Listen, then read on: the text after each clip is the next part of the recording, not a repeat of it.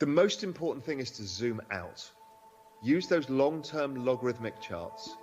Filter down the noise, the excitement. Check yourself in how you feel emotionally and express yourself emotionally about price rises and price falls, because you're in this for the long haul. This is something, if it's going up 100x in market cap, and there's going to be 3 billion people adopting it by the end of the decade, you have to stay in the trade. You have to stay in the thing and keep an open mind. You know, you asked the question about, you know, what's going to happen? Is one of these layer ones going to beat Ethereum? The answer to everything is, I don't know. And everybody has to be intellectually honest with themselves, is you do not know. So if you keep an open mind, look at the network adoption effects, zoom out, and enjoy the biggest disruption that we have ever lived through in the financial markets and global business models, and embrace it. There's opportunity everywhere here. Just keep your eyes open.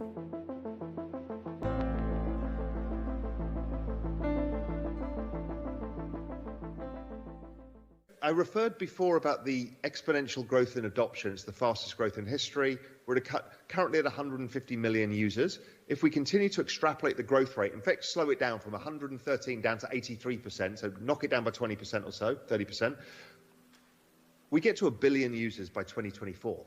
That's the nature of exponential trends, and 3.5 billion by the end of the decade. If I then look and say, okay, if we're digitizing everything, and the digital asset space is essentially the digitization of value, that includes the securities markets, how big are they? So equities are about 250 trillion, 300 trillion, global real estate's 350 trillion, global bonds about 250 trillion. So if digital assets are truly the disruptive new asset class that basically absorbs all of those over time, is it so much to say that they could be worth 250 trillion? So that's 100x in market cap. We will have never seen in human history an entire asset class grow in size by 100x in, I think, 10 years. When you look at the crypto market or even Bitcoin directly, what are the most important technical indicators for you to evaluate the market situation?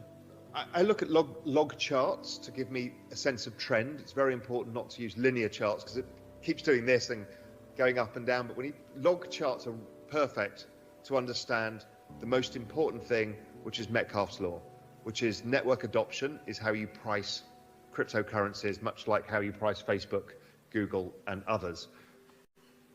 So Metcalfe's law is basically the number of nodes on a network and the interconnection between them. So you're basically looking how many people are using this, how many people are invested in it, how many people are using it, and what's the activity going on. That is the single most important thing, and you can estimate that, and that will give you trend. A nice logarithmic chart pretty much sums it up. Then after that, I will use on-chain analysis to try and see, okay, where are the tokens moving, who's holding them, what is the growth in wallet addresses, and it's basically all the same thing. It's different ways of looking at the adoption. So those are the key things for me. You said the markets will go down the path of greatest pain. I mean, does it mean that we are all masochists, or how we can explain this?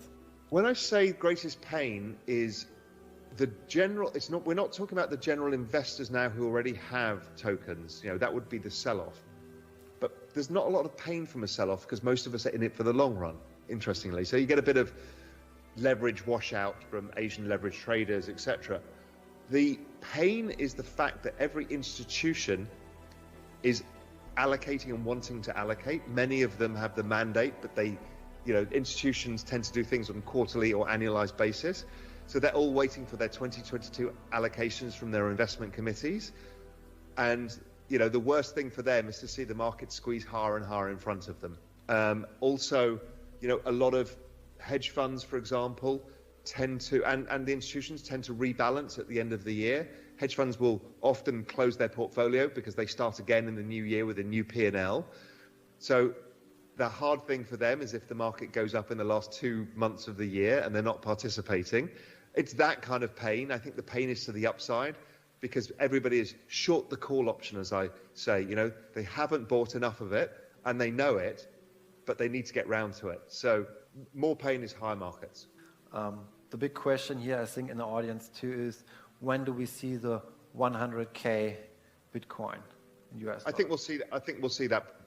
I think by end of year. This year. This year. Wow. Okay. We'll off. And then I can continue with Ethereum when we are right there at the point. Yeah, I mean, I think Ethereum goes over 10,000 this year. So it's been a bit slow where it currently is. Same with Bitcoin, but I still think that there might be some tax-based selling in the US and other bits and pieces. But I don't see a reason that it'll be wrong. And if it is wrong, it probably happens in Jan, Feb, March anyway.